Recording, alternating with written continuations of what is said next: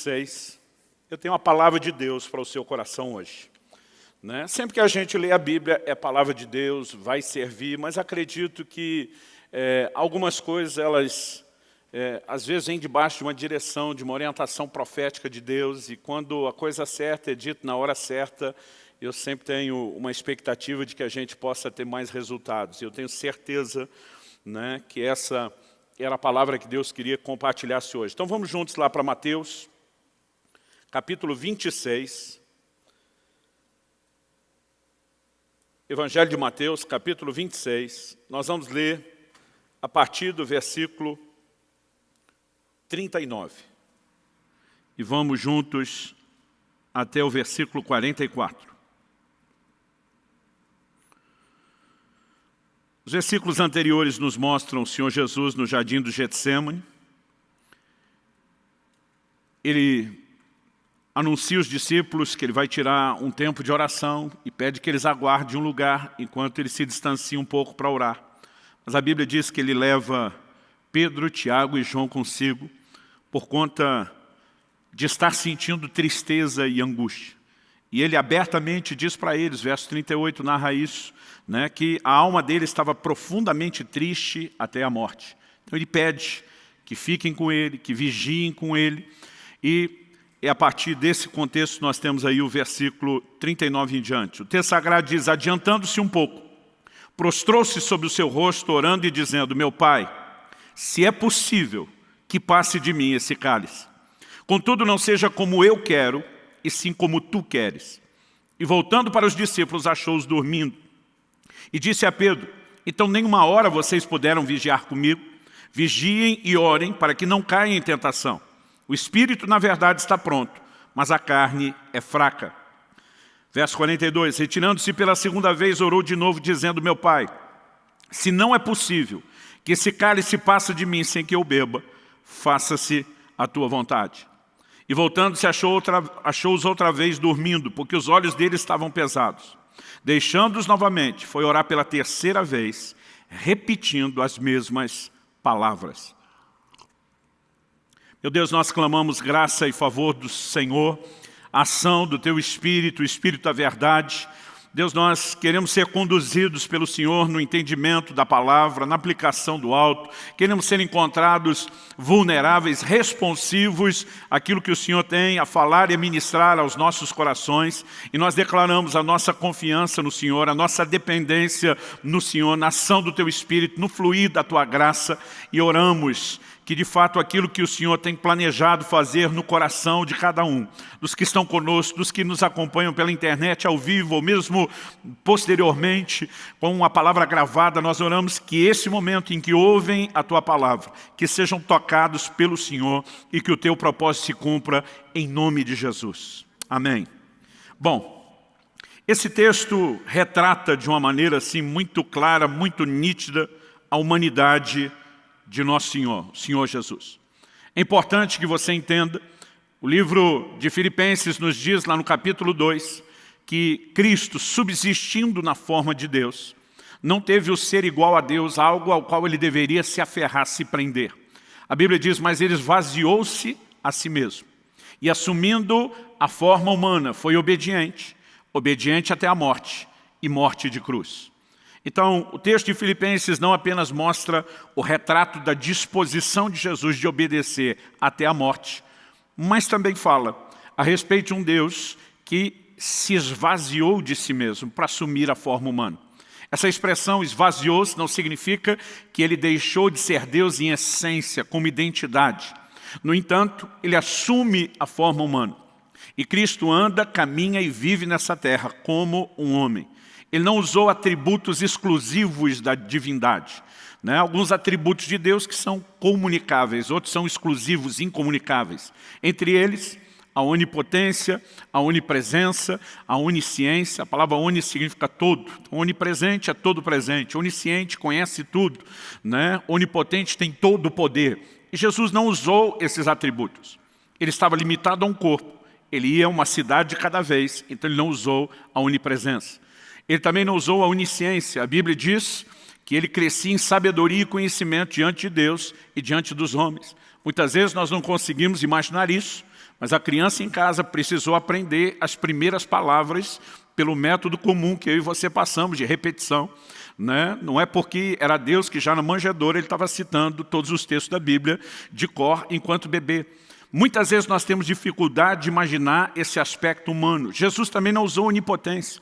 Atos 10, 38 diz que Deus ungiu a Jesus de Nazaré com o Espírito Santo e poder, o qual andou por toda parte, fazendo bem e curando a todos os oprimidos do diabo, porque Deus era com ele. O texto não diz porque ele era Deus, porque Deus era com ele, ungido com o poder do Espírito Santo. Se os milagres que Jesus operou tivessem sido operados como Deus, então não faria sentido ele dizer, quem crê em mim fará as obras que eu faço e até maiores. Porque se ele tivesse feito como Deus, nós não poderíamos fazer nem o mesmo que dizer qualquer coisa maior. Mas ele agiu como homem ungido pelo Espírito Santo. E há momentos claros nos evangelhos, onde essa humanidade vai sendo destacada. Né? A palavra de Deus fala de Jesus cansado, fala de Jesus dormindo, fala de Jesus com fome, fala de Jesus com sono. E nesse momento, a humanidade de Jesus aparece no momento onde nós percebemos o que podemos chamar de um conflito de vontades. Ele em oração está diante de Deus dizendo, seja feita não a minha, mas a sua vontade. Naquele momento Jesus admite que como homem, ele poderia ter uma vontade diferente da vontade de Deus Pai. E esse elemento é justamente o que eu quero destacar. Porque o cenário e a lição que nós temos do jardim do Getsemane é algo extraordinário. E o tema da minha mensagem hoje é aprendendo a entrega. Eu quero falar de uma atitude de rendição, de submissão, do mais profundo nível, não só de obediência, né, mas de rendição. E acho que essa palavra entrega, ela é bem abrangente. Antes de entrar no processo do aprendizado na entrega, eu quero, em primeiro lugar, destacar aqui algumas coisas. A primeira delas é reconhecer que às vezes a nossa vontade pode parecer estar conflitando com a vontade de Deus. O segundo elemento a ser destacado é o entendimento de que o reino de Deus, ou seja, o próprio Deus, suas leis, seus princípios, vem em primeiro lugar. Ou seja, a vontade dele deve prevalecer sobre a nossa. Então, só em terceiro e último lugar, eu quero tentar detalhar como se dá esse processo de aprendizado. Mas olhando aqui para o Getsemane, eu de fato percebo algumas coisas que nós não podemos deixar de destacar. Em primeiro lugar, o próprio conceito de oração. Eu olho para a igreja moderna e eu vejo um evangelho sendo pregado que está cada vez mais antropocêntrico, significa que o homem está no centro. Me parece, observando muitas mensagens, que o evangelho moderno, vou botar aqui entre aspas, porque não existe atualização do evangelho, ele é único, ele é imutável, me parece que ele visa mais agradar o homem do que a Deus. E de alguma forma, as pessoas parecem ter dificuldade de conciliar o que Deus deve fazer por nós com o que nós devemos fazer por Deus. É lógico que a palavra de Deus traz promessas claras que sinalizam o desejo e a vontade de Deus de agir em meu e seu favor. Mas muitas vezes nós temos confundido as coisas, né? A ponto de colocar Deus num patamar onde Ele existe apenas para satisfazer os nossos desejos.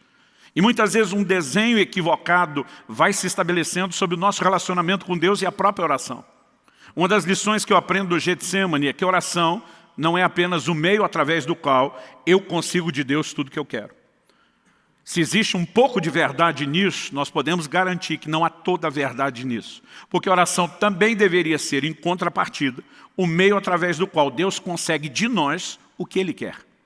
Nesse momento, no Getsemane, não é Jesus conseguindo de Deus o que Ele quer. O cenário que nós temos, mesmo Ele repetindo a mesma oração por 3 vezes, se tiver um plano B, quando Ele diz, se possível, passa de mim esse cálice, a expressão cálice na Bíblia, ela normalmente fala da ira de Deus. Darei a beber, desde os profetas do Velho Testamento até o Apocalipse, darei a beber do cálice da minha ira. Normalmente essa expressão indica sofrimento. Então Jesus está dizendo como homem, se tiver um jeito de evitar a cruz e o que me aguarda, passa de mim esse cálice. A Bíblia diz que a agonia de Jesus no Getsemane foi tamanho. Normalmente a gente concentra só o fato de ele estar entristecido e como um homem angustiado. Mas o Evangelho de Lucas menciona o fato de que ele agonizou de tal maneira que suou gotas de sangue. Não era apenas a tensão de um horrível, terrível, né, sofrimento aguardado na cruz. A crucificação não era só uma forma de execução, mas era uma execução que tinha, primeiramente, uma tortura. Era uma morte lenta, dolorosa, além de tremendamente vergonhosa. Mas eu acredito que o que aflige Jesus não é o aspecto físico. Ele estava na iminência de carregar os pecados do mundo todo, de todas as gerações, de todos os tempos, de todas as épocas. E diante de Deus ele está dizendo, se tiver um jeito da gente conseguir, né, escapar do cálice, no entanto, que não prevaleça a minha, mas prevaleça a sua vontade.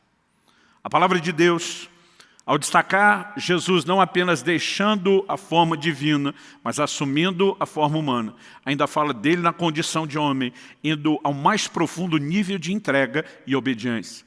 E Cristo, que é o nosso modelo e referência, até porque o texto que eu citei de Filipenses 2 começa dizendo, tende em vós o mesmo sentimento que houve em Cristo Jesus. Deus espera que esse padrão de Cristo seja imitado por mim e por você. Então, numa época onde se parece falar mais do que Deus tem que fazer pelo homem e muito pouco do que o homem tem que fazer por Deus, eu quero contrabalancear e falar um pouquinho da nossa responsabilidade para com Deus. Então, em primeiro lugar, eu vou destacar aqui primeiro esse conflito de vontades. Embora a lição do Getsemane seja sobre a rendição final de Jesus, ela nos mostra inicialmente um conflito de vontade. Se eu puder, eu gostaria de escapar. É lógico que a sua vontade é que precisa estabelecer-se. E quando falamos desse conflito de vontade, a nossa vontade versus a vontade de Deus, alguns textos, além de Mateus 26, me vem à mente. Eu quero mencionar só mais dois, porque algumas lições importantes, né, quando a gente quer pensar o que a Bíblia diz sobre isso. Primeiro que eu quero citar é Tiago, capítulo 4. Dos versículos 13 ao 16. Ele diz, escutem agora, vocês que dizem, hoje ou amanhã iremos para a cidade tal, lá passaremos um ano, faremos negócios, teremos lucros. Vocês não sabem o que acontecerá amanhã. O que é a vida de vocês? Vocês não passam de neblina que aparece por um instante e logo se dissipa. Em vez disso, deveriam dizer, se Deus quiser, não só viveremos, como também faremos isso ou aquilo. Agora, entretanto, vocês se orgulham das suas arrogantes pretensões. Todo orgulho semelhante a esse é mau. Olhando para essas palavras de Tiago, há algumas coisas, e uma delas, por mais óbvio que seja, eu vou pedir que inclusive você repita comigo, é que a vontade divina deve vir antes dos meus próprios planos. Você pode dizer isso? Diga, a vontade de Deus deve vir antes dos meus próprios planos. Isso nos mostra que Deus tem uma vontade, não apenas aquilo que é generalizado para todos os homens, o que está lá escrito na Bíblia, que todo mundo tem que obedecer, mas isso também me indica que Deus tem um plano personalizado. Até mesmo o lugar onde eu, você, cada um de nós vai morar. São decisões que não deveriam ser tomadas sem que se declarassem, se Deus quiser. Os antigos repetiam muito mais essa frase do que a geração atual. Eu me lembro, né, olhando para os meus pais, para os amigos dos meus pais, que raramente terminavam qualquer conversa ou cogitação de se planejar qualquer coisa, sem que alguém dissesse, se Deus quiser. Hoje em dia é quase como se a gente dissesse para Deus, eu já decidi que eu quero, o Senhor é que se esforce para me abençoar. Aliás, tem muita gente tentando andar nesse trilho. Gente que toma suas decisões, não ora, não consulta, não busca Deus, e depois simplesmente chega e diz, pastor, ora por mim para Deus abençoar o que eu já decidi. Não é desse jeito que eles falam, mas é exatamente a forma como fazem. Então, nós precisamos reconhecer que a vontade de Deus deve vir antes dos nossos próprios planos. Há uma vontade personalizada que precisa ser buscada em oração. O texto não está dizendo que eu e você não podemos fazer planos. Há outros textos que até garantem isso, que a gente deveria ter planos, mas que eu e você devemos depender de Deus para que eles se cumpram ou não. A questão não é ter ou não ter planos.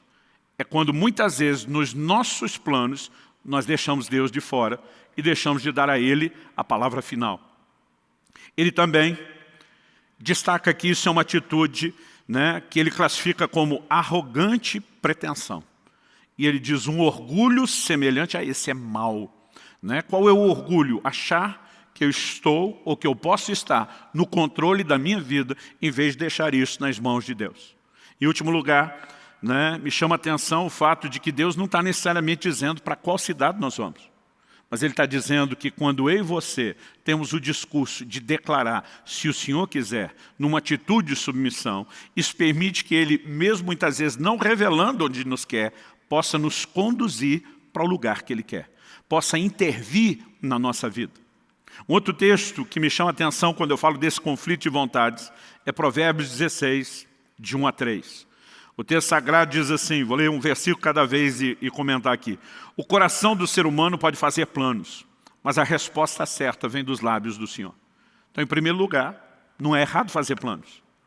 Errado é querer ter a palavra final, quando ela deveria vir da parte do Senhor. Verso 2 de Provérbios 16 diz, todos os caminhos de uma pessoa são puros aos seus próprios olhos, mas o Senhor sonda o espírito. Outra tradução diz que Ele pesa os espíritos ou as motivações. Falamos semana passada que o termo pesar na Bíblia fala de Deus medir, procurar o equilíbrio comparado ao seu próprio padrão. Um dia alguém falou, pastor, como que Deus pesa o espírito se ele não é matéria e não tem peso? Eu falei, querido, você está procurando o peso literal, quando nem a balança é literal. Né? Quando a Bíblia diz que Deus sonda a motivação, o espírito, e algumas traduções optaram por motivação, é porque muitas vezes nós podemos até escolher fazer coisas certas, mas com a motivação errada. Outro dia alguém disse, pastor, é errado eu queria ser um pregador da palavra, assim, abençoar muita gente. Eu olhei para esse irmão e falei, depende. Ele falou, como depende? Eu falei, o que você quer parece legítimo. A pergunta que você deve fazer diante de Deus é, por que você quer isso? Você tem um chamado de Deus e precisa ser fiel a Ele? Você tem de fato um coração que quer servir as pessoas? Ou você está olhando para isso como se fosse um lugar onde você busque reconhecimento e projeção? Porque muitas vezes o erro não está apenas naquilo que fazemos. Tem muita gente tentando não fazer a coisa errada, mas fazendo a coisa certa do jeito errado.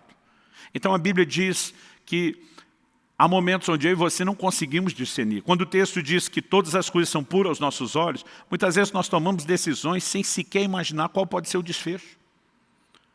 Gente que entra numa escolha com uma decisão de um casamento para passar o resto de uma vida sem imaginar quais podem ser os futuros desdobramentos. Gente que toma decisões na área profissional, no ministério, em qualquer que seja, e muitas vezes essa coisa de tudo é puro, não é só porque há ingenuidade, mas nós não temos a capacidade de antever o futuro que está lá na frente. Então precisamos depender daquele que conhece o caminho, que já trilhou bem. O verso 3 de Provérbios 16 diz, entregue suas obras ao Senhor, e o que você tem planejado se realizará. Em outras palavras, Deus está dizendo, não é que eu quero abortar ou avacalhar seus planos. Mas se você me colocar à frente, até boa parte daquilo que você planejou, pode ter a garantia de eu te conduzir da forma correta a esse lugar.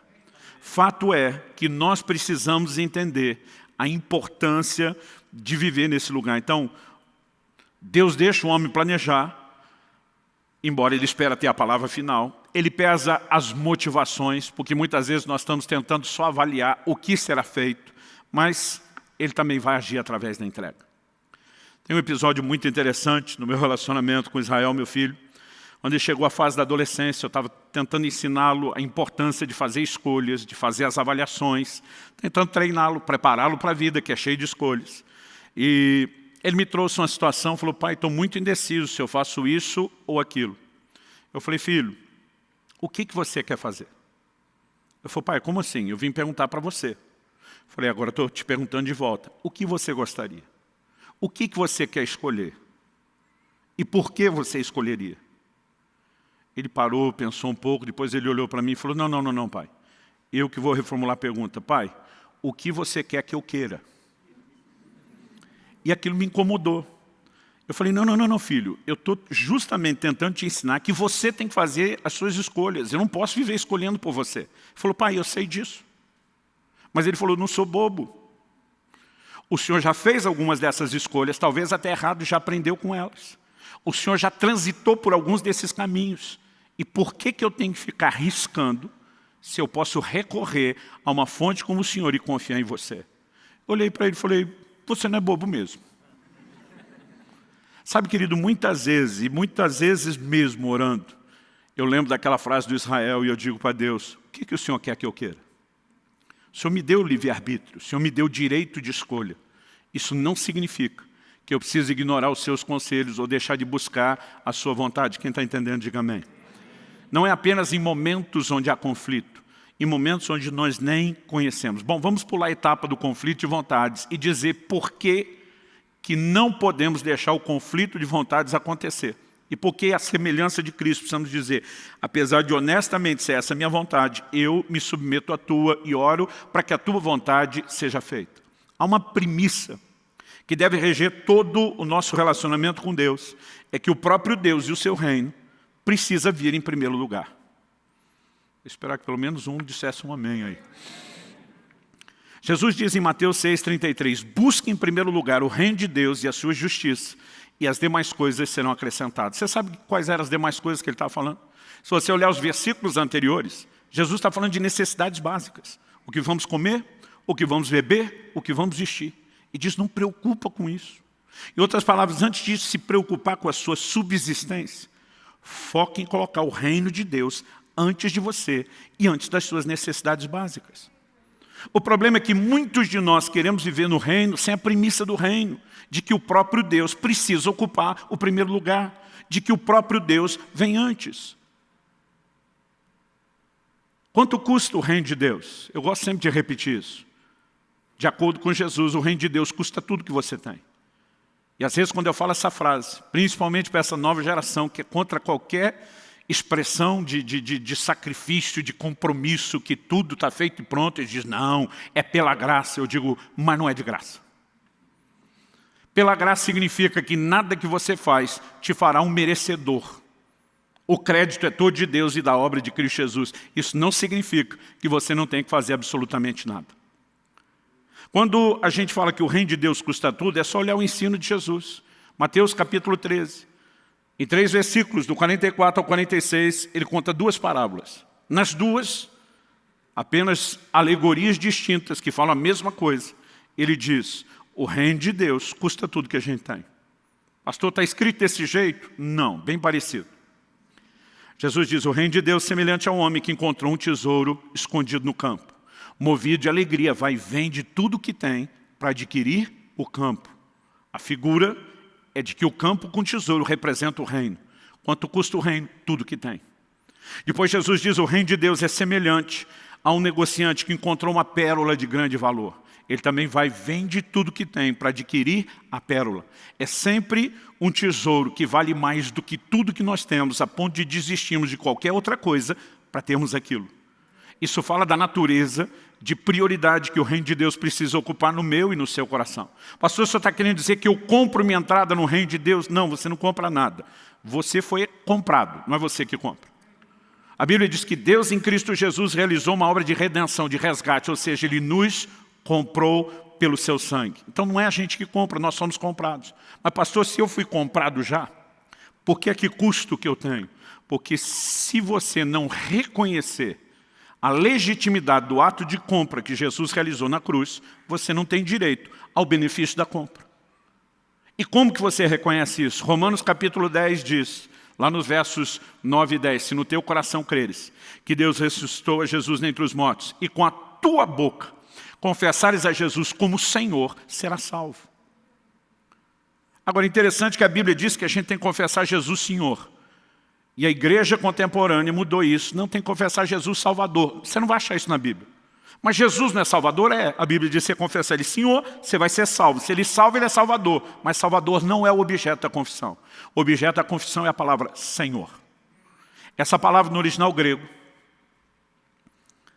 ela tem um significado que nem de longe na língua portuguesa ou na cultura moderna atual, eu e você conseguimos arranhar.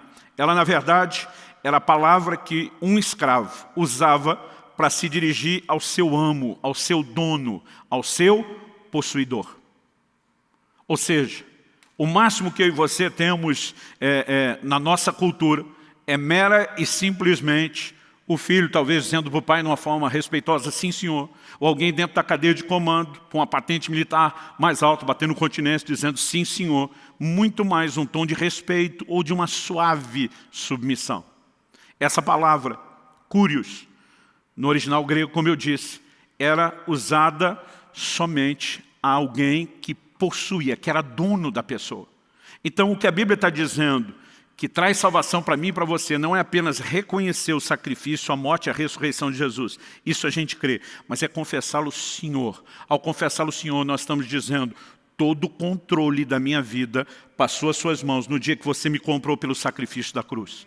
Essa confissão é uma forma de nos curvarmos diante dele e dizer, eu me rendo ao seu senhorio, eu aceito que você é meu dono, que você comprou o que eu sou, o que eu serei, o que eu tenho um dia terei. E ao reconhecer a legitimidade do ato de compra, você está desistindo de tudo. Então o reino de Deus não custa tudo porque você compra. Custa porque você tem que abrir mão de tudo e colocá-lo em primeiro lugar, reconhecendo que Ele é o seu dono e dono de tudo. Não há evangelho sem esse reconhecimento. Agora, nós temos muitas vezes tentado viver um padrão onde parece que as pessoas estão invertendo as posições. Alguns parecem que acreditam que eles são senhores, que eles dão a ordem de comando e que Deus é que é o servo para ficar obedecendo e mimando a gente em tudo. Me entenda bem. Eu não estou falando que Deus não vai responder orações. Ele disse que a gente poderia pedir o que quiséssemos. Não estou negando que há um aspecto da oração onde a gente consegue de Deus o que a gente quer. O que nós não podemos é desbalancear e deixar de acreditar que quem é Senhor é Ele e quem é servo somos nós. Nós não podemos desbalancear e deixar de entender que também na oração nós encontramos esse lugar e esse ambiente de rendição para que a vontade dEle é que se cumpra. Na oração modelo, que nós apelidamos de Pai Nosso, o Senhor Jesus nos ensinou a dizer, venha o teu reino, teu governo, venha ser rei sobre nossas vidas. Seja feita a tua vontade. A oração é um dos caminhos pelos quais eu e você nos submetemos a Deus. Em Lucas, no capítulo 14, se você for rápido de endereço, abre lá, eu gostaria que você acompanhasse comigo. Nós vamos começar no versículo 25. Lucas 14, 25. Nesse texto, o Senhor Jesus, de uma forma assim muito clara, ele pontua o que significa ser seu discípulo. O verso 25 começa dizendo, grandes multidões acompanhavam a Jesus, e ele voltando-se lhes disse. Antes de falar do que ele disse, deixa eu fazer uma observação. Quando você estiver lendo os evangelhos, e perceber que a Bíblia diz que tem muita gente, grandes multidões, você vai perceber que de forma recorrente Jesus para e diz, deixa eu explicar para vocês como que a coisa funciona. É quase como se ele dissesse, pelo tanto de gente aqui, eu acho que vocês não entenderam. Não significa que ele não quer as multidões. Significa que ele sabe como funciona o coração e a natureza do homem. Ele está olhando para eles e dizer, deixa eu explicar. Porque pode ser que alguns de vocês não entenderam o que estão procurando. Então ele entra no verso 26 dizendo, se alguém vem a mim, e não me ama mais do que ama seu pai, sua mãe, sua mulher, os filhos, seus irmãos, suas irmãs e até a própria vida, não pode ser meu discípulo. Em outras palavras, Jesus está dizendo, ou você me põe à frente de tudo e de todos, inclusive de você, ou você não pode ser meu discípulo. Ele não está dizendo que tem um discípulo muito bom e tem um outro nível que é o discípulo meia boca, mais ou menos. Ele está dizendo, ou você me põe à frente de tudo e eu me torno a pessoa mais importante, mais amada, o centro e a prioridade da sua vida, ou você não pode ser meu discípulo. Aí ele continua no verso 27, e quem não tomar sua cruz e vier após mim, não pode ser meu discípulo. Então ele está aqui basicamente dizendo, quanto custa ser um discípulo? Aí ele entra nos versículos 28 até o 30, com uma parábola, e depois no 31 e no 32 com a segunda parábola. As duas têm o mesmo significado. As duas falam que ninguém deve se lançar um empreendimento sem primeiro calcular quanto custa para ver se pode chegar até o final. Ele diz na primeira, pois qual de vocês, pretendendo construir uma torre, não se senta primeiro para calcular a despesa e verificar se tem os meios para concluir? Para não acontecer que, tendo lançado os alicerces e não podendo terminar a construção, todos os que a virem zombem dele, dizendo, esse homem começou a construir e não pode acabar. Do que Jesus está falando? De orçamento, planejamento financeiro? Sim, só como exemplo. A mensagem não é como eu e você devemos cuidar da nossa vida material e financeira. Ele pega essa lógica e aplica isso como um exemplo para algo que é espiritual. Verso 31 e 32. Ou qual é o rei que indo para combater outro rei, não se senta primeiro para calcular se com 10.000 homens poderá enfrentar o que vem contra ele com 20.000. Caso contrário, estando outro ainda longe, envia-lhe uma embaixada pedindo condições de paz. Os dois textos dizem, calcula o custo do empreendimento. Se achar que não dá conta, vaza, nem começa o empreendimento. Do que é que Jesus está falando? Olha o verso 33, onde ele arremata. Assim, pois, semelhantemente, igualmente, da mesma forma, da mesma maneira. Agora Jesus vai trazer a aplicação da figura. Assim, pois, qualquer um de vocês que não renuncia a tudo que tem, não pode ser meu discípulo. Quanto custa o reino de Deus? Tudo que você tem. E sabe o que Deus espera? Que cada um de nós calcule exatamente, ponha na ponta do lápis, quanto custa ser discípulo dele. Em outras palavras, ele está dizendo, se você acha que não pode viver esse nível de senhorio, aonde ocupe esse lugar de prioridade, você nem deveria começar, ou tentar começar essa jornada. Pastor, não me falaram isso o dia que eu me converti. Deveria ter lido as letrinhas pequenas do contrato. Se o gerente do banco não te mostrou, você deveria ter lido. Meus queridos, servir a Cristo ou ser um discípulo de Cristo é muito mais do que um dia erguer a mão, ir no apelo, frequentar cultos. Nós precisamos permitir que Ele tenha governo pleno das nossas vidas. Quem está entendendo, diga amém. E sabe, nós jamais vamos entender ou poder discutir esse conflito de vontade se não entendemos o reino de Deus, o próprio Deus, em primeiro lugar. E se Ele está em primeiro lugar, e se Ele de fato ocupa esse papel, então nós devemos a Ele plena submissão. Faz sentido para você?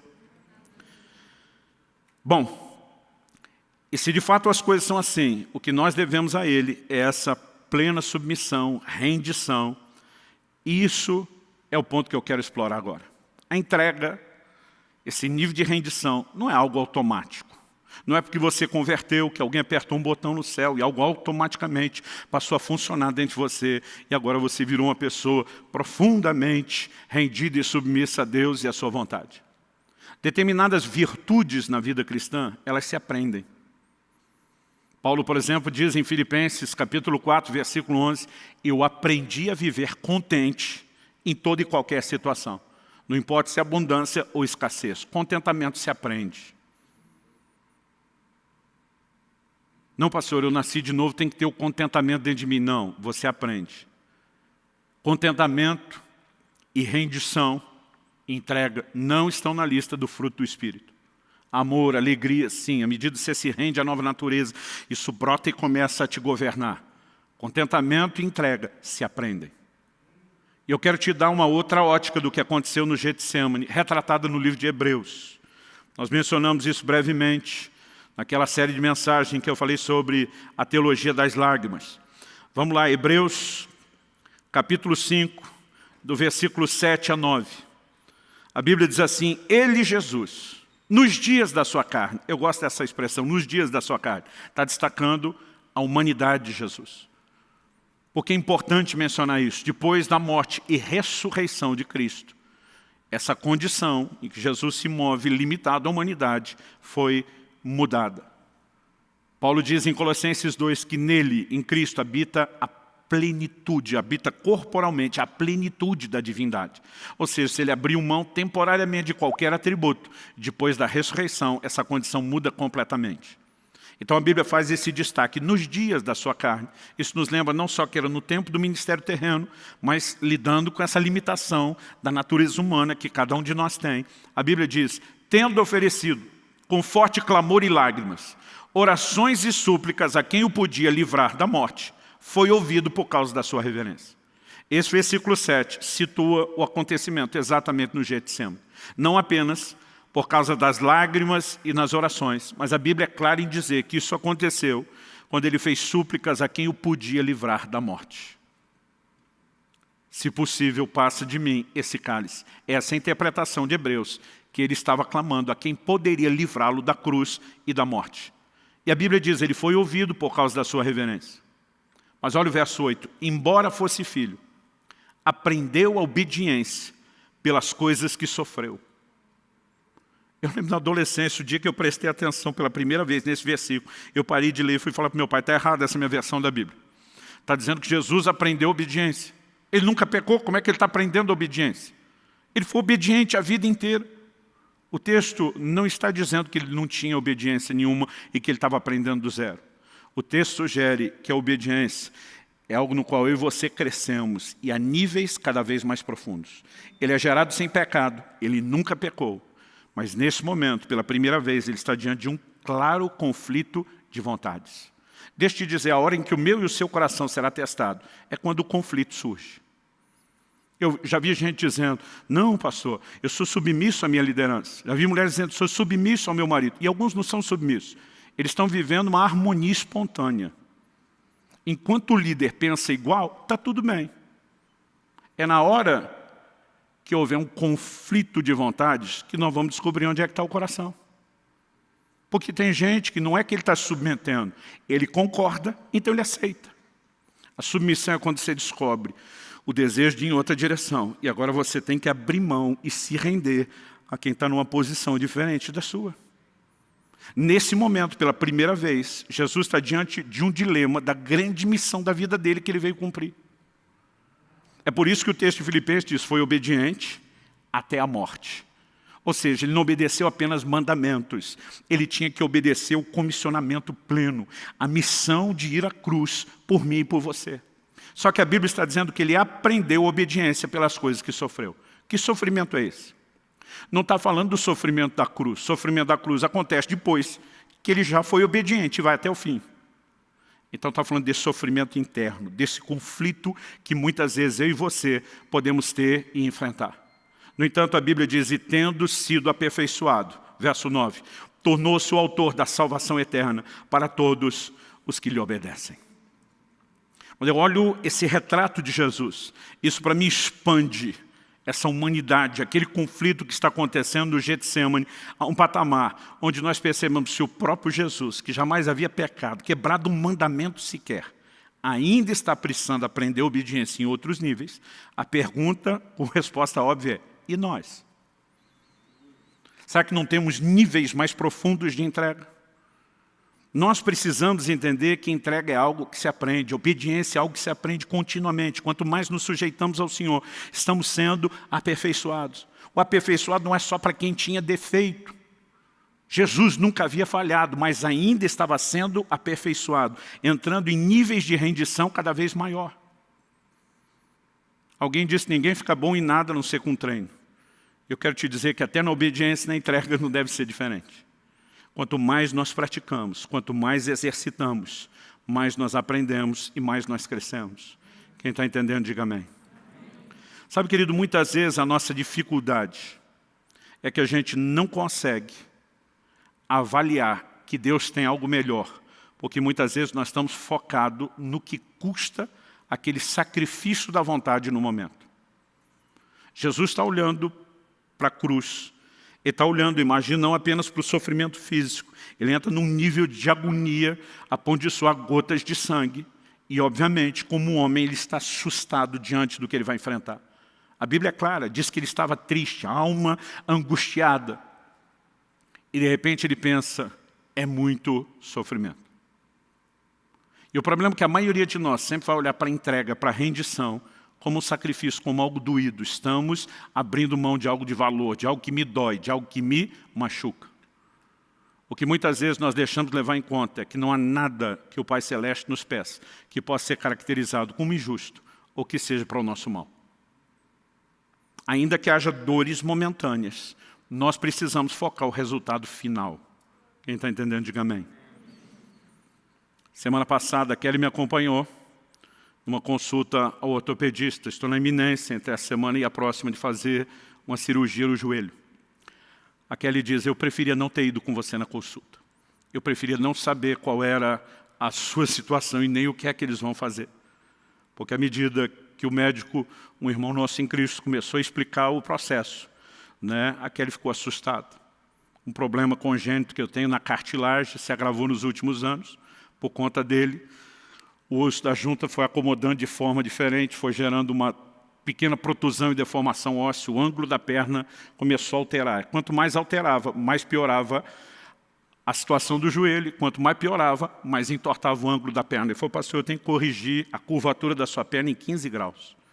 Isso significa que além de operar o seu joelho, Nós vamos fazer uma osteotomia dupla. O nome é bonito, mas traduzindo, nós vamos quebrar 2 ossos da sua perna, o fêmur e a tíbia, para conseguir corrigir a angulação.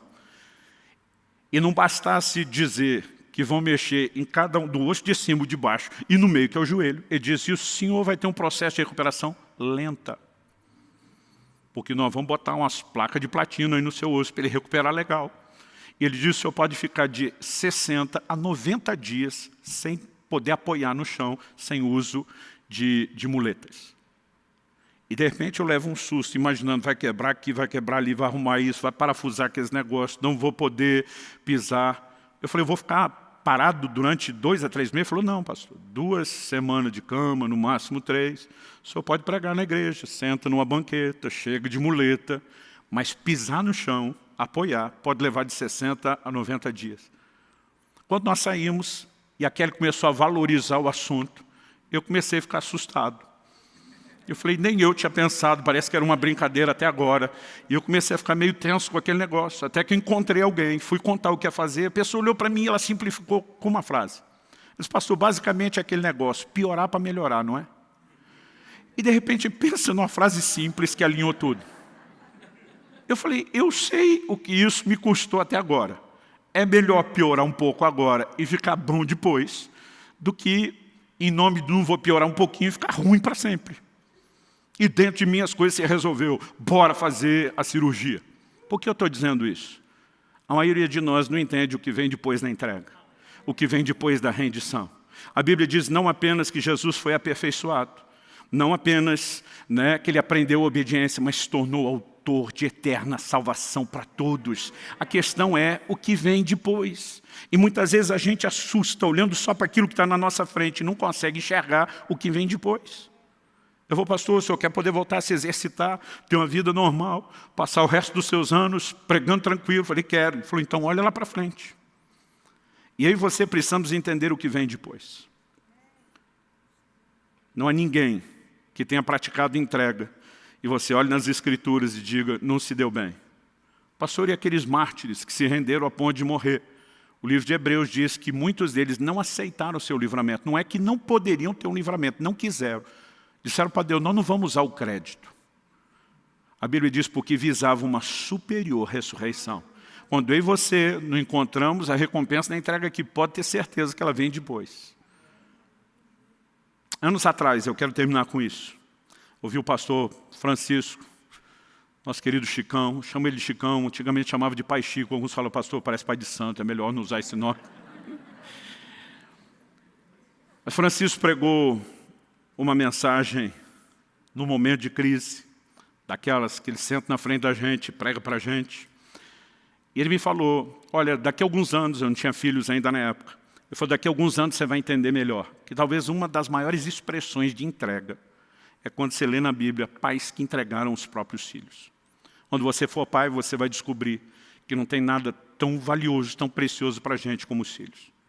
Eu falei, por que você está dizendo isso? Ele falou, eu quero te citar 3 exemplos de pais que entregaram os seus filhos em contextos diferentes, que é o maior nível de entrega que se pode fazer. O próprio Deus, quando vai expressar o seu amor, a Bíblia diz que Deus amou o mundo de tal maneira que deu seu filho. E de Gênesis 22, 2, Deus pede a Abraão. Deus diz a Abraão, pega o seu filho, seu único filho, o filho que você ama. Mas eu digo para Deus, precisava judiar do velhinho desse jeito? Só pedir o filho já era difícil, tem que lembrar que é o único filho, o filho que ama. Ele diz, e o ofereça em sacrifício. Então Deus pediu esse nível de entrega. Abraão não ficou pensando no que perderia. Abraão ficou pensando na coerência de Deus. Se ele me fez uma promessa, eu não sei por que ele está pedindo algo tão contraditório. O livro de Hebreus diz que ele cria que Deus poderia ressuscitar o garoto. Em outras palavras, o Senhor não vai se contradizer, a sua promessa vai se cumprir, e eu não vou te negar nada, nem o filho da minha velhice, que eu crie para receber do Senhor. Então ele diz, há determinadas entregas que nós praticamos porque Deus pede. E muitas vezes o difícil não é Deus te pedir algo. O difícil é você ver que Ele pediu para você e não pediu para mais ninguém. Eu fico imaginando Abraão, nunca ouvi falar que o Senhor pediu um filho para ninguém. E não tem nada antes nem depois. Eu fico à vontade de falar nisso porque hoje é algo bem resolvido, durante um tempo para mim não foi. Deus me pediu desde o início do meu ministério que não tivesse nenhum ganho pessoal com meus livros. E sempre tem um que de vez em quando chega achando assim que está com aquela mentalidade de gênio. Eu lembro quando os livros tinham passado já alguns anos atrás de 1 milhão de exemplares distribuídos. Alguém falou, pastor do céu, se o senhor ganhar só o royalty, o senhor não precisava nem ter comissão de venda, só o direito de autor. Ainda mais se fosse o internacional, que é $1 por livro. O dólar nem estava tão alto na época. Mas ele olhou para mim e falou, o senhor seria milionário. Eu falei, o diabo me fez a mesma conta outro dia. Falei, o que é isso, pastor? O senhor está querendo dizer que o diabo me mandou? Eu falei, não, só que vocês pensam parecido. Aí eu olhei para ele e falei, querido, você acha que eu já não fiz essa conta? Agora, sabe qual é o nosso erro? Um dia eu até estava falando para Deus, eu falei, Senhor, e o Espírito Santo falou no meu coração e disse, você acha que se você não tivesse me obedecendo, você teria distribuído mais de 1 milhão de livros? Você está fazendo a conta se fosse seu. A pergunta é, se o dinheiro fosse seu e você não tivesse alinhado com o meu propósito, será que você teria tido esse resultado? Demora, às vezes, para a gente absorver algumas coisas. Com o tempo eu comecei a entender. Deus não apenas decidiu que Ele guardaria o meu coração, que me permitiria dar um bom exemplo, mas me deu o privilégio de semear uma quantia, exorbitante no reino de Deus. Mas muitas vezes o meu problema não era Deus ter me pedido.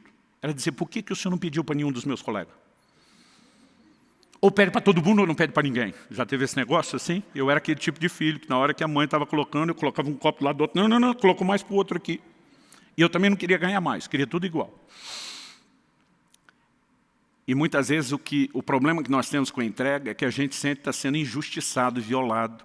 Ou, eu vou sofrer. Não, irmão, é piorar para melhorar. Quem está entendendo, diga amém. Há um segundo nível de entrega.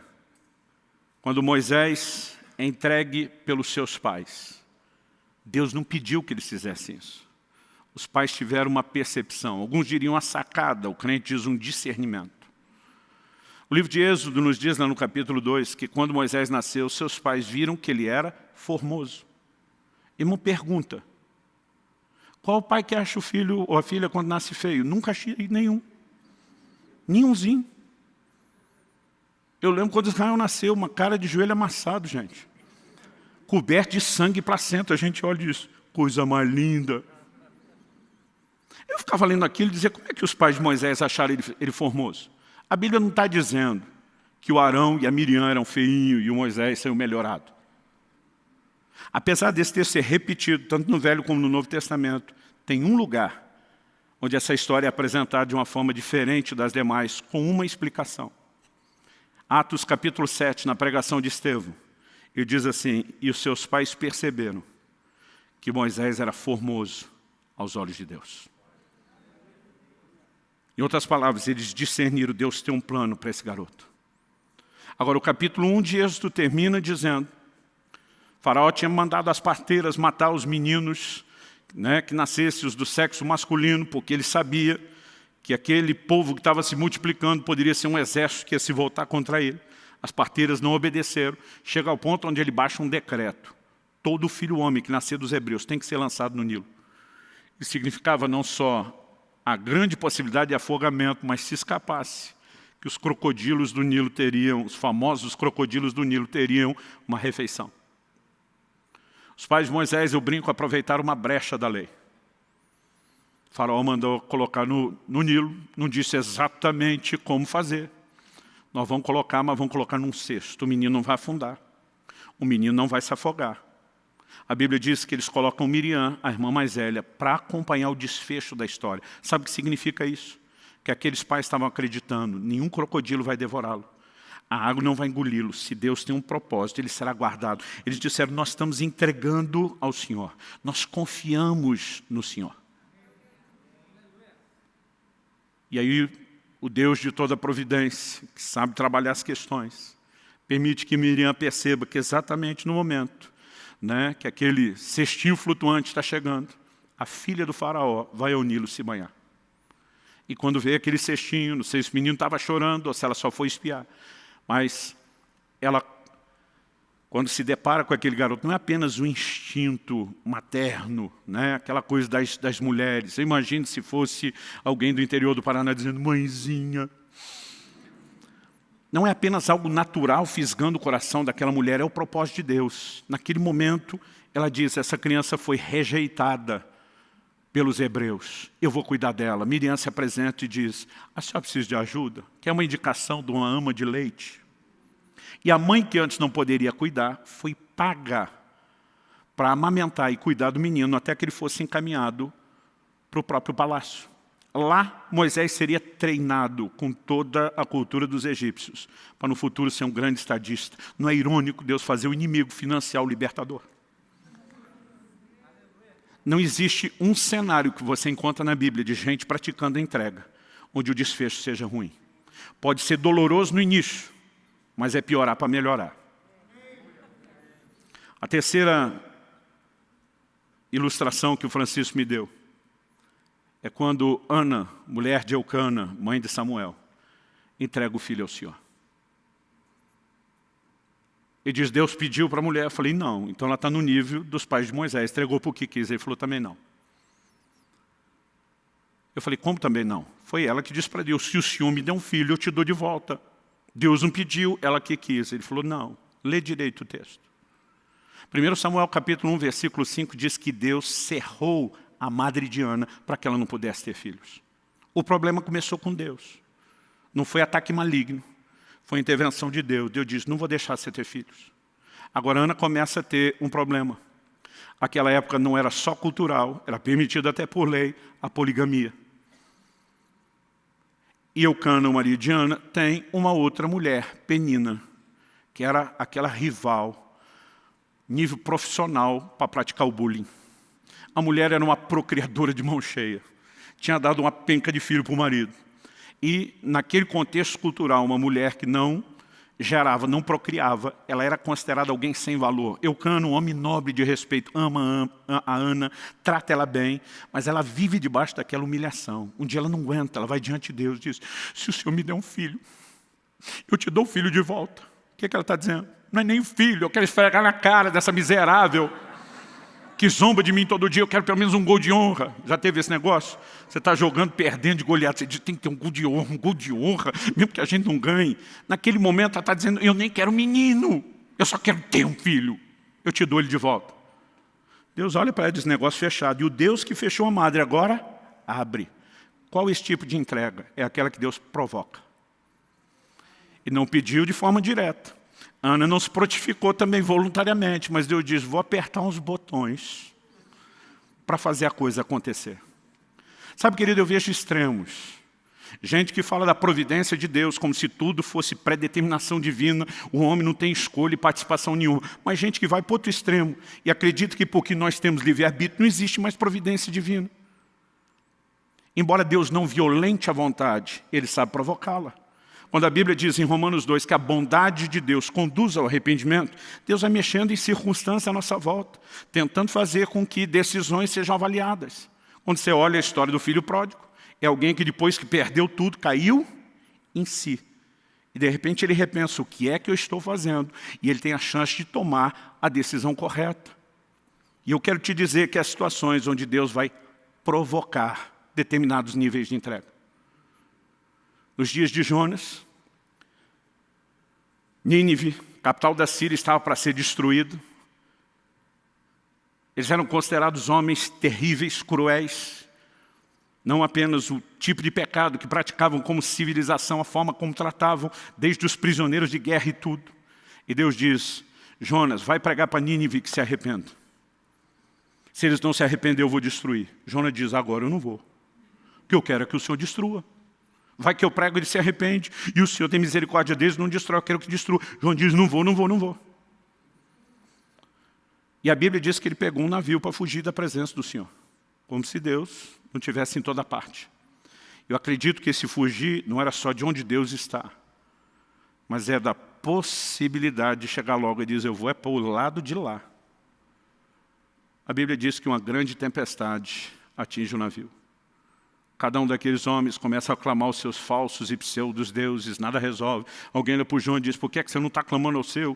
Nós estamos atirando para todo lado, tentando de tudo para resolver. Ele diz, na verdade o problema sou eu. Eu estou fugindo da presença de Deus, a treta é comigo. Vocês deram azar de pegar o mesmo navio que eu. Ele fala para os caras, só tem um jeito de resolver, me joga na água. Esse me joga na água, sabe o que ele está dizendo? Me matem. Basicamente ele está dizendo, eu não posso fazer isso. Eu mesmo não vou pular, mas se vocês me matar, vocês se salvam. Legítima defesa, vai aí, gente. Jonas está dizendo para Deus, eu morro, mas não faço o que o Senhor quer. A turma hesita, tenta, quando vê que não dá, joga ele para a água. Quando jogaram ele para a água, a tempestade cessou. A Bíblia diz que eles temeram, adoraram ao Senhor. Mas quando Jonas cai na água, Deus diz, é ruim que eu vou deixar você morrer. E a Bíblia diz, Deus mandou um grande peixe. Lugar nenhum da Bíblia está escrito baleia, só um grande peixe. Aliás, acredita-se, pelo menos do que nós conhecemos em séculos recentes e se avalia, que o único peixe que teria essa condição de engolir alguém inteiro é o cachalote. Há relatos de gente que foi encontrada inteira, apesar de morta, dentro de um cachalote, né, que foi pescado. E há relatos de gente encontrada viva ainda dentro do peixe. Mas, irmão, você consegue imaginar o cenário? 3 dias. Você faz 3 dias de jejum, no conforto da sua cama é terrível. Agora, no ventre de um peixe. Na oração de Jonas, ele disse que ele estava enrolado nas algas. Eu fico tentando imaginar a situação lá dentro. Eu fico tentando imaginar o que é ter sido engolido, qual foi o processo. Segundo, que é estar lá dentro. Terceiro, para mim, eu não sei se é a melhor parte ou a pior, que é sair. A Bíblia diz que o peixe vomitou. Eu nem sabia que peixe vomitava. Mas Deus diz, não vou nem deixar você morrer. Daqui a pouco Jonas está lá e diz para Deus, tá bom, eu cedo. Vou pregar Nínive. Sai um pouco emburrado, mas já está praticando entrega. Existem determinados níveis de entrega que Deus sabe como provocar. E não importa o formato. Em cada um deles tem coisas na minha vida que Deus diz, eu vou te pedir. Tem coisas que eu olhei para Deus e falei, essa eu vou fazer para o Senhor porque eu quero.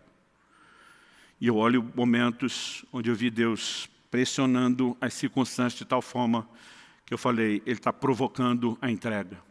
Seja qual for o formato. Eu e você não deveríamos olhar para a dor do momento ou sacrifício do momento. Deveríamos pensar, é piorar para melhorar. Haverá um dia onde eu e você vamos estar diante de Deus. E naquele dia nós vamos olhar para trás, para todo sacrifício, para toda rendição, para toda entrega. E nós não vamos olhar para trás com nenhum tipo de arrependimento ou remorso. Eu creio que dentro de nós vai brotar algo que vai produzir um sorriso de satisfação no rosto. E nós vamos poder dizer, valeu a pena. Não há nada tão extraordinário como viver submissão a Deus. Qual o problema do homem desde o início? Deus diz, não come dessa árvore. Tinha 2 árvores espirituais, mas Deus diz, dessa não come, e o resto pode. A serpente chega e diz, é verdade que ele vedou a árvore? O foco nunca está, é verdade que ele deu todo o resto? É verdade que é dessa forma? Todo o problema do homem começa quando ele tenta ser independente de Deus, cultivar sua própria vontade e escolha. O único remédio para a humanidade é a plena sujeição e submissão ao Senhor. 1 de Pedro, capítulo 1, verso 2, a Bíblia diz que nós fomos eleitos, não apenas para a santificação do Espírito, não apenas para a aspersão do sangue, mas a Bíblia diz para a obediência. Não existe um cristianismo destituído de obediência, de rendição ou de entrega. E se eu e você tentarmos viver qualquer coisa distinta disso, não é o Evangelho. Eu sei que eu estou falando aqui de algo, como eu falei, de aprendizado. O próprio Jesus começou o ministério, diz a Bíblia, aos 30 anos. Ele tem pelo menos 3 Páscoas. Alguns acreditam em 4 Páscoas. Né? Eu particularmente estou nesse time, o que daria mais ou menos uns 3 anos e meio de ministério. Ou seja, Jesus, aos 33 anos, ainda estava aprendendo obediência. Embora tenha praticado desde o início. Há determinados níveis que eu e você vamos precisar de tempo para alcançar a maturidade. Isso me faz lembrar de Jesus falando com Pedro em João 21. Eu queria que você já se colocasse em pé para parecer que está acabando. Em João 21, no verso 18, Jesus disse para Pedro, quando você era mais moço, e para mim aqui não é só idade cronológica, é maturidade, você cingia a si mesmo, você ia onde queria. Mas Jesus disse, quando fores mais velho, aqui também para mim não é só idade cronológica, é maturidade. e diz, ou te cingirá. Te levará para onde não queres. Mas antes de falar, ou te cingirá, te levará para onde não queres. E diz assim, estenderás as mãos. Olhe para cá. O verso 19 explica que esse estender as mãos era, disse isso para significar com que tipo de morte Pedro haveria de glorificar a Deus. Crucificação. Quando era criança, achava que só Jesus e os 2 bandidos é que foram crucificados e ninguém mais na terra.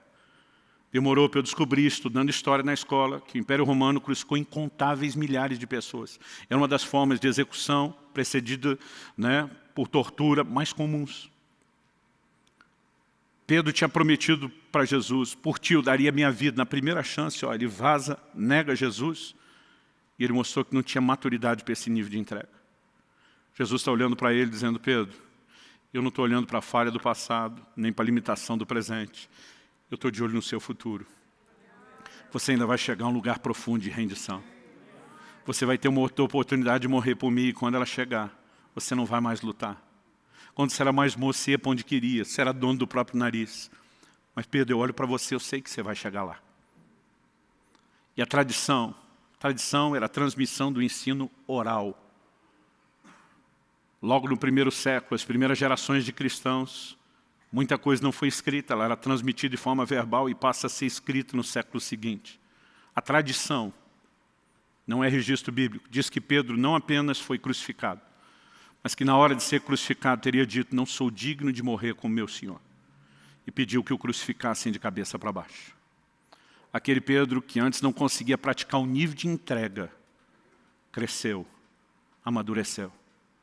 Paulo diz, quando eu era menino, eu falava com menino, agia com menino, pensava com menino. A capacidade de crianças viver entrega é muito complicado. Bota um brinquedo na mão de 2 crianças e manda um compartilhar com o outro para você ver o cenário caótico que vai surgir. As primeiras frases a ser dito, é um que puxa, é meu, outro de que puxa, não é meu. Algumas coisas elas só vêm quando existe maturidade. Eu diria que a entrega não é diferente. Nós vamos aprendendo níveis distintos. Cristo, depois de uma fidelidade de uma vida inteira, ainda estava aprendendo a obediência. E eu e você precisamos aprender a entrega em níveis distintos. Eu já passei por momentos onde eu sofri demais diante de coisas que Deus pedia. Porque eu estava olhando só o piorar do momento, em vez de enxergar o melhorar depois. Mas o tempo passa e a gente vai aprendendo, vai ficando escolado. Sempre há novos níveis para que eu e você aprendamos, mas nós nunca podemos parar de aprender e nem de crescer. Há um lugar por trás da rendição e da entrega que nos conecta ao coração de Deus, ao plano de Deus, ao propósito de Deus, de uma forma tão extraordinária, que se nós entendêssemos isso, não bateríamos tanto o pé, tentando prevalecer na nossa rebeldia, na nossa teimosia. Nós precisamos aprender com o Senhor Jesus momentos onde a gente diz, Senhor, não é o que eu queria, mas seja feita a tua vontade. Aos 18 anos de idade, eu saí de casa para pregar o Evangelho e precisei deixar meus pais. Era uma outra época. A gente não conseguia fazer as viagens, não havia recursos para isso. Comunicação era diferente. Os primeiros meses de namoro com a Kelly, a gente namorava por carta. E para os mais novos que não sabem o que é carta, é como se você escrevesse um e-mail, mas em vez de enviar, imprimisse e pedisse para alguém levar em mãos. Nós falávamos ao telefone depois da meia-noite, que interurbano era mais barato. Tem gente que nem sabe o que é interurbano, era ligação à distância.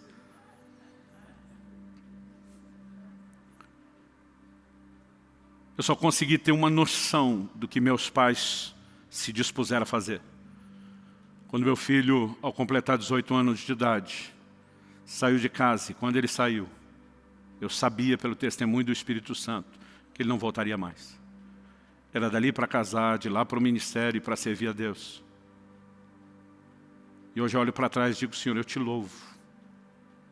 Porque meus pais decidiram me tratar não como propriedade deles, mas tua. Eu me recuso a tratar meus filhos de forma diferente. Eles são seus. Faz o que quiser. Sabe, à medida que o tempo passa, você consegue ter percepções diferentes. E à medida que eu e você amadurecemos no Senhor, nós começamos a entender que por trás daquela entrega, não tem um Deus tentando nos fazer sofrer.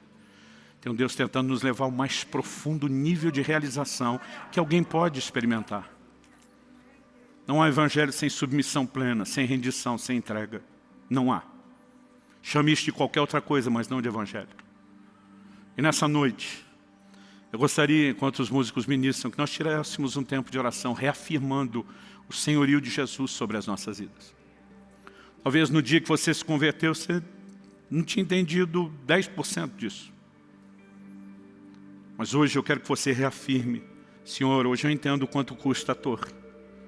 E eu quero declarar que eu não apenas voltaria lá atrás para dizer sim de novo, eu te digo sim hoje, daqui para frente, eu quero viver nesse lugar de rendição.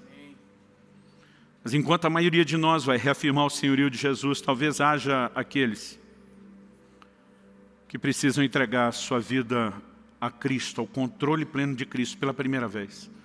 O que você precisa não é apenas frequentar a igreja para as coisas melhorar, é deixar de ser o seu próprio dono e entregar o controle da sua vida nas mãos de Jesus, dizendo: você será o meu possuidor, o meu dono, e eu vou viver para te honrar. Isso é o Evangelho. Isso não apenas produzirá salvação eterna, mas mudará completamente o curso da nossa vida nessa terra. Talvez haja pessoas nesse auditório que precisam tomar essa decisão pela primeira vez, ou gente que se afastou e se desviou e precisa se reconciliar com Cristo. Talvez você que nos acompanha agora ao vivo, ou posteriormente ouvindo essa mensagem gravada, você pode tomar essa decisão exatamente agora, nesse momento. Eu creio que o Espírito Santo está chamando várias pessoas de uma forma única e singular. E você sabe que essa coisa apertando você aí dentro, o discurso de um homem não poderia produzir. Isso é o próprio Deus te chamando, te convidando ao arrependimento, à entrega, à rendição. Então eu quero que a gente faça duas coisas. Uma delas, enquanto eles estiverem ministrando aqui a canção, eu quero que a maioria não cante, pelo menos não depois de ter orado, e orado de uma forma assim significativa, com dedicação, reafirmando o senhorio de Cristo. Mas a outra coisa que eu quero fazer é dar aos que estão aqui presentes, a quem nos acompanha, poder fazer isso à distância, a oportunidade de entregar pela primeira vez ou de devolver nas mãos do Senhor o controle da sua vida, se você um dia se afastou dele. E nós queremos fazer isso aqui agora. Queremos fazer isso aqui agora, porque é a decisão mais importante da sua vida, isso não deveria ser protelado. Nós queremos orar com você que quer entregar a sua vida a Jesus ou reconciliar-se com o Senhor. E queremos te dar a oportunidade não só de receber a nossa oração, mas de poder fazer uma declaração pública sobre esse lugar de senhorio de Jesus. O próprio Cristo afirmou: aquele que me confessar diante dos homens, eu também o confessarei diante do meu Pai e dos anjos que estão nos céus. Mas em contrapartida ele também disse: quem me negar diante dos homens, eu também o negarei diante do meu Pai e dos anjos que estão nos céus. Portanto, sempre que a gente faz esse convite, nós fazemos em público, na frente de todo mundo, não para expor você. Na verdade, o que você tem aqui é uma torcida, é um auditório que está orando e torcendo por você, que vai celebrar e festejar a sua decisão, que vai te apoiar. Mas mesmo se não houvesse esse quadro favorável de todo mundo, ainda assim você precisaria da confissão pública. Ainda bem que você pode fazer isso num ambiente onde todo mundo está te entendendo, te apoiando e te encorajando. Alguém aqui hoje que quer tomar essa decisão de entregar sua vida a Jesus ou de se reconciliar com Ele? Talvez você diga: pastor, não é que eu me sentia desviado, mas eu acho que entendi o Evangelho mesmo é hoje. Eu acho que eu tenho que começar a partir de hoje. Alguém quer tomar essa decisão? Levante sua mão bem alto. Não se acanhe, não tenha vergonha. Se você precisa dessa decisão hoje, Deus seja louvado. Quem mais? Eu sinto, glória a Deus. Quem mais?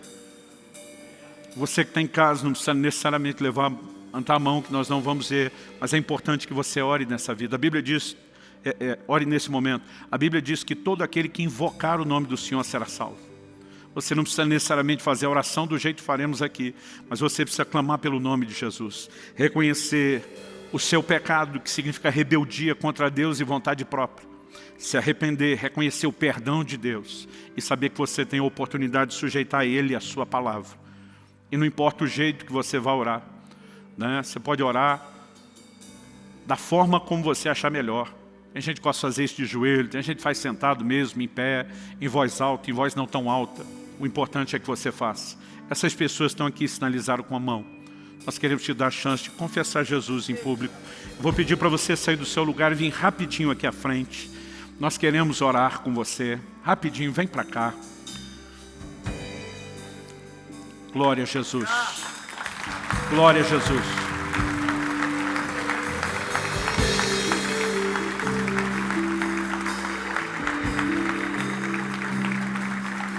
Há mais alguém? Mesmo se você não levantou a mão antes, se tem algo apertando o seu coração, talvez você nem esteja entendendo. Outro dia alguém me disse: pastor, nem entendi direito o que você falou, mas algo me apertava dentro e dizia: vai lá, vai lá. E diz: eu estou aqui, eu quero fazer direito, eu quero começar. Se houver mais alguém, sai do seu lugar e venha. Vou pedir aos conselheiros que ore com eles, ou com quem mais vier à frente. Glória a Jesus. Te damos glória, Jesus, te damos honra.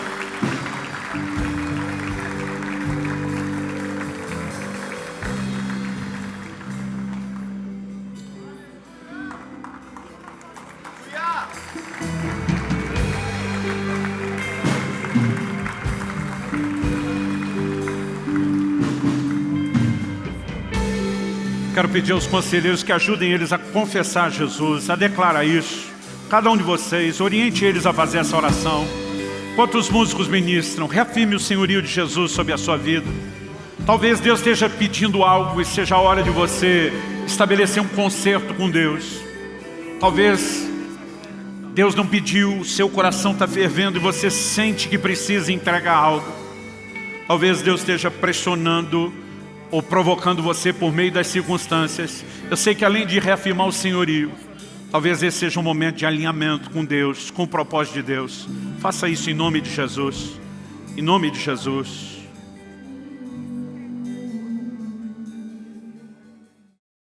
Damos teu nome, Senhor Jesus, pelo privilégio de viver não de forma autônoma, por conta própria, mas alinhados ao teu querer, à tua vontade, ao teu propósito. Nós clamamos, Senhor, a despeito de uma natureza carnal, naturalmente rebelde.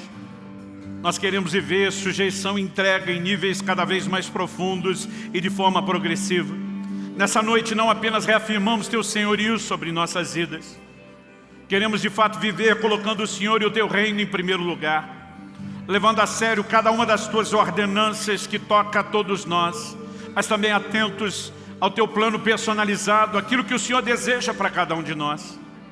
Suplicamos graça e favor sobre cada um. Oramos, ó Deus, que haja arrependimento, alinhamento, conserto, intensificação da entrega e da rendição, o que for necessário, não apenas aqui e agora, mas a partir desse momento, que mesmo depois de deixarmos esse auditório, esse lugar de reunião, que a graça do Senhor continue trabalhando em nós, que a Tua palavra continue frutificando e sendo aplicada e ministrada pelo Teu Espírito. E que possamos crescer de forma que Te glorifique e Te honre. Nós oramos e clamamos em nome do Senhor Jesus. Em nome do Senhor Jesus. Se você crê, concorde, diga amém. Se você recebe essa palavra, diga: eu recebo. Glória a Jesus. Glória a Jesus. Glória a Jesus.